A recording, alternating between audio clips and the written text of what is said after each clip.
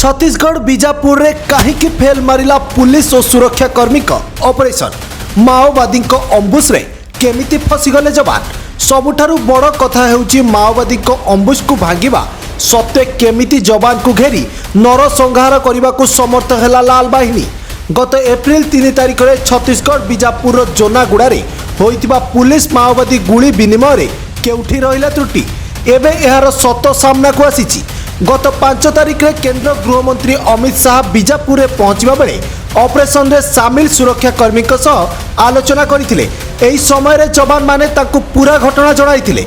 Helicopter पहुंचबारे विलंब हेबारु और वरिष्ठ अधिकारी निष्पत्ति नेबारे विलंब करिबारु ऑपरेशन फेल मारितिबा जवान माने गृहमंत्री शाह को जणाइचंती।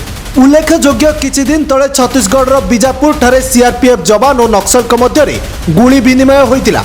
एथिरे 22 जन सुरक्षाकर्मी शहीद होइतिले। एहासह राकेश्वर सिंह मानंस नामक जने जवान को नक्सल माने अपहरण करि नैतिले।